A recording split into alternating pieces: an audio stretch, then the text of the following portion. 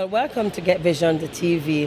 And today we have on the set with us none other than Wil Haygood, the co-producer and author of Lee Daniels' The Butler. And we're just so happy to have him on the set with us because we know it's been a journey for many of our people. And today we're going to just peek into a little bit of what he has to say to us about his journey, writing this movie and just being a part of producing this movie. Good afternoon, Mr. Haygood. How are you doing today? Thank you. Thank you. The movie Lee Daniels' The Butler, do you think that the movie is a real good portrait of what the book is? Yes.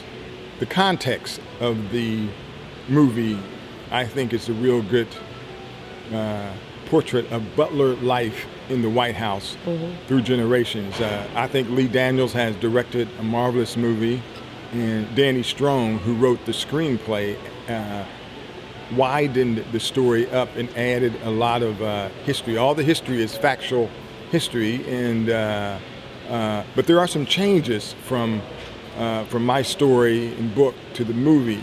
For instance, the Butler worked for 8 presidents. Right. In the movie, we only see 5 because, as one of the producers told me, you just can't make a 4-hour movie. You know, Yes, it's just gonna be too long. so many characters, there's so much that goes on in the movie. But as a depiction of an African-American family in the 1950s in America, and as a depiction of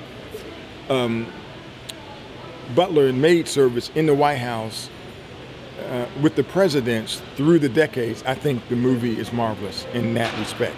You know, I watched the movie myself like 5 times, and every time a different scene got me tearing up, and I'm sure that's what happened. You know, with people on the set. You know, how do you really feel about having people like Oprah Winfrey, Jane Fonda, Cuba Gooding Jr., and all those people? Being a part of such a great movie. Yeah, it was, needless to say, unimaginable that a director could think that he or she could get so many Oscar winners. But Lee Daniels is a magnet for actors. Actors and actresses love to work with him. He gets Oscar winning performances out of cast members. And people want to do their best for him. And I think this story touched a nerve. It's about the American Civil Rights Movement. And we haven't had a movie about the Civil Rights Movement from the perspective of an African-American family. Most of the time, the Civil Rights movies in this country are from the perspective of a white so-called hero. And so this movie, I think, went into territory that we do not usually go into in cinema in this country. Wow. You know, I was watching Lee Daniels in an interview. Were you on the set a lot? Yes. You were there? You were actually on the set? I was actually there. So you were there with Lee Daniels in his pajamas every day? Every day, yes. Yes. That was so cute. I'm like, why would he do that? But I'm told that he did that to feel comfortable. And he wanted everyone around him to... Yes. So he made it comfortable for you all, even being there. You know, he runs a very generous set. It's you know, you feel the love that everybody has for each other. You feel the respect that they have for each other, and it's all about the work. I think we all knew that this movie could be special. It could be a special achievement in film, and I think everybody was at the top of their game. You know, Vanessa Redgrave, Alan Rickman, Lee Schreiber, Mariah Carey, Terrence Howard, Cuba Gooding, Clarence Williams III. I mean, you know, it was just amazing to have all these people on a movie set. It's just amazing. It was remarkable. Let me just digress a little bit and talk about you, because you had a life before The Butler, and I'm sure you're having a great life after The Butler. And who is Wil? Who is Wilbert Haygood, as you told me earlier? Born in Ohio, born in Columbus, went to college at Miami University in Ohio, and started on small newspapers. And it's interesting, after college I thought I might become an actor or artist of some kind, and I went to New York City and became a failure, a flop in acting. You know, I acted in my hometown in Ohio in a few community theater productions, a few plays. And so it's sort of mystical to me that all these years later, that the one-time actor who flopped, me, has now written a story that has become this mega hit, mega successful movie. It's the #1 movie in Italy. It's in Spain. It's in Thailand, Sweden. You know, it's all over the world, and so it's pretty amazing. I mean, I basically a newspaper man. I'm a national reporter for the Washington Post, and I also take time out sometimes to write books. And sometimes I'm fortunate enough where somebody notices one of my story or one of my books and wants to turn it into a movie. Somalia. You were there. Yes. I can see you've done your research. I did. Yeah. I did. I have to. Yeah. But tell me a little bit about you being in Somalia and what really happened. Well, I was at the time working for the Boston Globe, and I was a foreign correspondent. And 1991, the Horn of Africa was in the throes of a famine. Wow. And people were starving, little kids. So my editor wanted me to go and report on the famine in Somalia. So I was with Youngie Kim, a photographer, and we flew into a little small village, and we were going to be there for one day. Right. And then fly back out on the airplane. But the night we were there, it was attacked, overtaken by rebels. I remember hearing bullets whiz by my ear as I'm in this little hut. You know, and you're just petrified because it's just a little village, and rebels. I looked out the window. It was about 500 of them. They were running down a hill, and I just knew it was the end. But there was an Australian man in the village who was an aid worker, you know, CARE, the group helping to feed the villagers. Right. And so he devised a plan where I and the photographer could go help the rebels while he was thinking of how to get us out. Wow. And eventually he got the Pakistani troops to come and get us, and that's how we got rescued. So you've done your due. I've done my due, yeah. You've done your due. And then after I was released, I went back to Boston, and 2 weeks later, I went back to Somalia. After all of that. After all that, to finish the assignment. And so, yes. But no more Somalia for me. No more. Not with those pirates on the water. You know, a lot of pirates out there now. Right. It's just crazy. Right. This interview would not be total if we never spoke about Nelson Mandela. I know it's Martin Luther King, and we're going to get there, don't worry, but Nelson, you know, a legend, an icon. You have the words, you're the journalist. But meeting him, you know, standing there, just seeing him being released, how does that make you feel as a journalist here to have that opportunity? When I was in South Africa reporting the story, there were just rumors that he might be released. We never knew for sure because the government, very secretive and very private. And then one morning we got notice to be outside of this prison. Now there was a crime to have a picture of Nelson Mandela in your house. Wow. Or to be caught with a picture of him in your car. You could be taken to jail.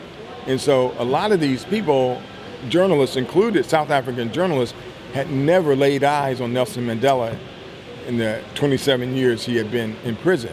And so none of us really knew how he was going to look. As, you know, and it really was like something out of a movie. It was these steel gates, and they just slid open very slowly. And he was standing there by himself.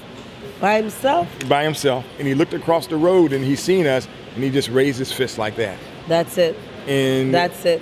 He just did it like that. And all of us, hard-bitten journalists, supposed to be objective and stand off and not get emotional. We all started crying. I mean, wow. People were trying to write, and our notebooks were getting wet. You know, you would look at somebody and they were shaking their pen because their tears had got on the paper tip of their pen and on the paper. And you just had to stop a minute, you know, because it was, I mean, this is a man who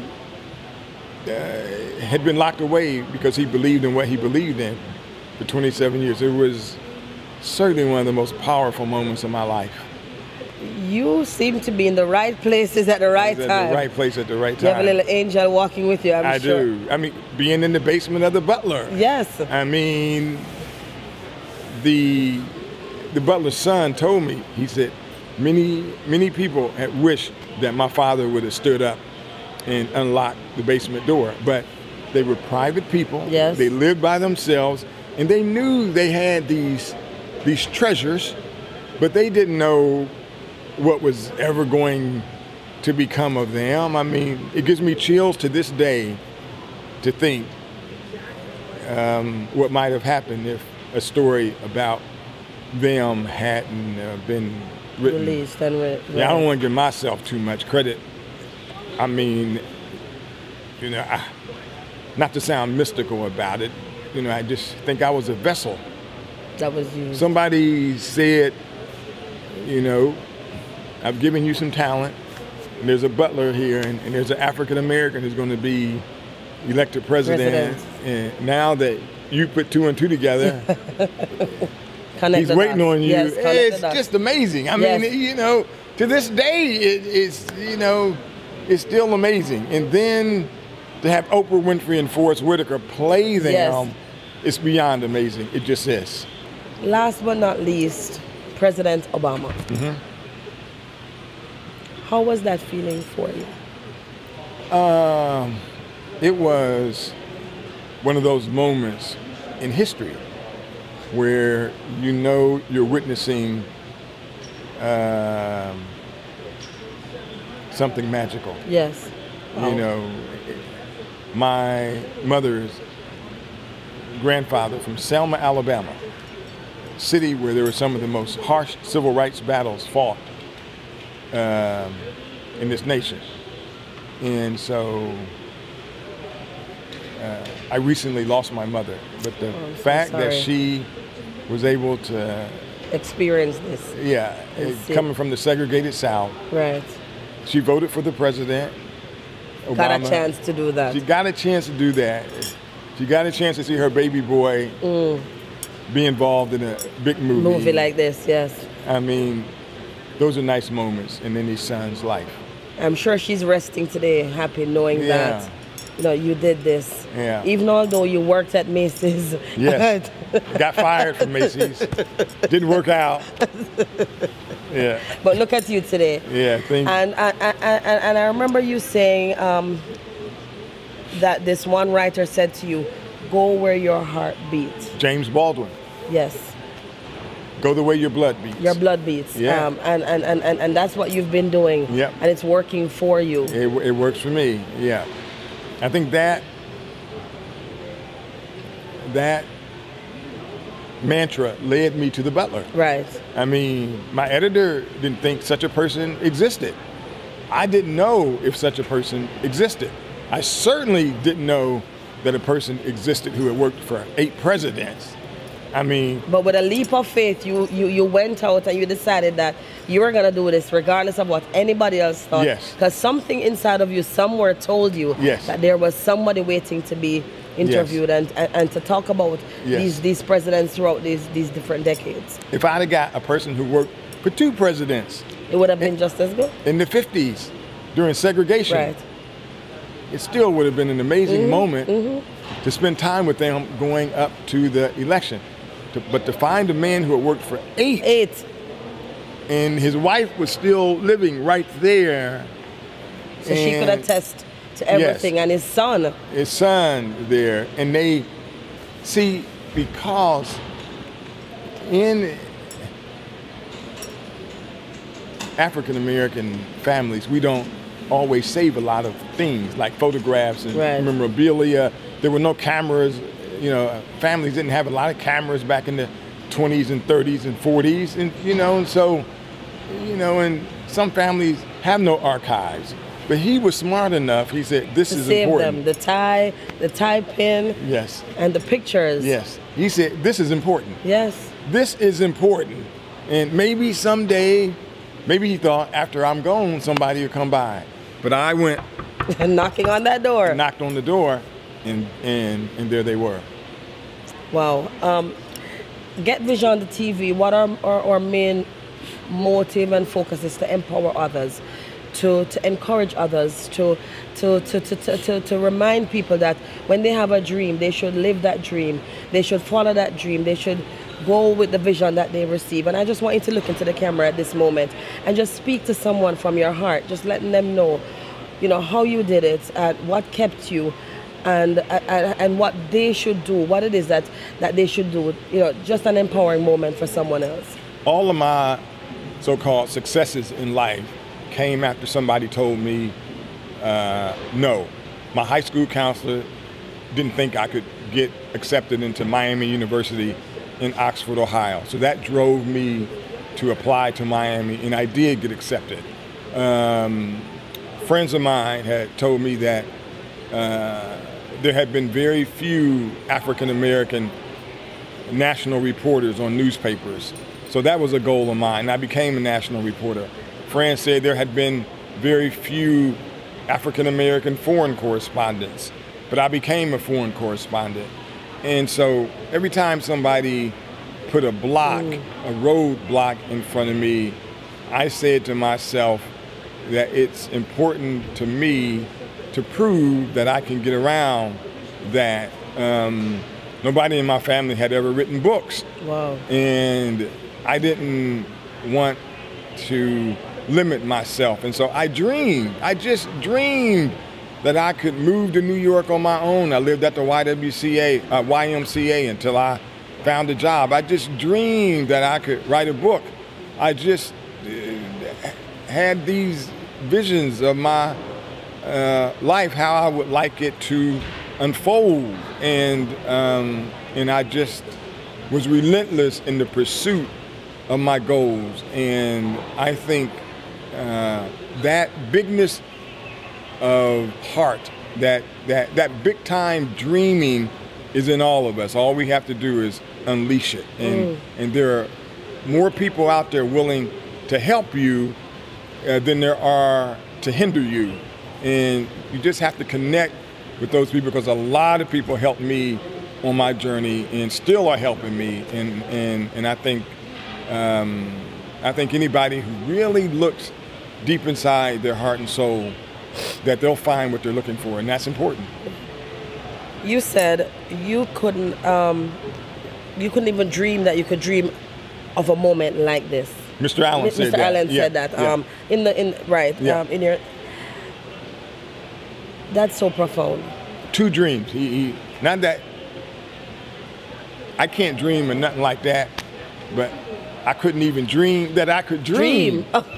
So he couldn't dream that he could dream it. Yeah. I mean, that there would be an African American president. It was just such a beautiful phrase, wasn't it? Yes. I mean, You would even think to dream it. Don't even try. Right. You can't dream that you can dream it. You so far removed from the reality that you can't dream that you can dream it. That's why when the 50th anniversary of the March on Washington, when the Butler came out, it was so magical. Yes. It was so profound. It doesn't make any difference what awards the movie wins or doesn't win, or how much money the movie makes. It exists now. The movie exists. It is a piece of cinema history. And I think that's important. Now a young filmmaker can dream that he can make a movie like that. Like this. She can dream that she can get a cast like this. That's important. So without the Oscars, without the Golden Globes, we're still loving The Butler. I think the movie is beyond awards. I think it's in that special territory that it already has a spiritual Oscar. Yes. It already has a spiritual Golden Globe. It already has a spiritual Critics' Choice Award. It's won many awards already. It's gotten many nominations. The Screen Actors Guild Awards. Right, that's tomorrow night. Yeah, that's tomorrow night. You know, the NAACP Image Award nominations, we got more than any other movie. I think that the movie, you know, is going to make a big mark in cinema. How many millions? A lot. 170 so far. A lot. So a shout out to those two ladies that told you no to the prom? Yes, and much love to all of those who gave me a chance on the road to the Butler. Yes, yes. In ending his speech, he said, "The last shall be first, and the first shall be last. Yeah. Believe in the dream." Yeah. And that's from the Word of God. Yes. And Get Vision TV, we're God-led and we're a spiritual-filled organization. And we just want to say to you that may God continue to bless you, may He continue to keep you, may He give you good health, may He give you many, many more movies. I'm not even going to put a number on it because I'm saying to infinity. And we are so appreciative of you taking your time out to talk to us today, because there are so many people that will be empowered by the words that you have had to say. And just to watch this movie is just beyond our imagination, that you could even fathom to write a movie, a book like this, to have a movie like this, much less to have all these famous actresses and actors on one set. Yep. I don't know how you got Oprah and all of them out of their busy schedules to be on that, you know. And the person, sometimes I would watch the person working on the flight schedules for the actors. You know, who's coming in, who's flying out. Yes. You know, who has to go someplace for a day, who has to leave the set and go to LA and then get back for filming on Monday afternoon. I mean, it was just a jigsaw. I mean, but they got it done. And you did it. And we did it. And you did it. And you need to take your kudos for this, because if you never had that leap of faith to push, to press, and to persevere, to say that you know that there's someone out there that needs, that story needs to be told, we would not have been sitting here today talking about this. True. And this is really a lot for the civil rights movement that I know still continues. It might not be as it used to be, but I know there are many people that are still having the mindset. And we just want to say to you, thank you for taking that leap of faith and for pushing and for persevering. So what's next for Wil Haygood? I wrote a book about Sugar Ray Robinson, the boxer. Okay. And David Oyelowo, who played the Butler's son. Right. He had just signed on to play Sugar Ray Robinson. Oh, so there's going to be another movie. Yes. So you heard it today on Get Vision TV that there's going to be another movie coming out. Sugar Ray Robinson. So we're looking forward to having that. And again, Mr. Haygood, thank you so much. God bless you. Thank you. And may continue to keep you. And may His light continue to shine through you, man of God. Thank you.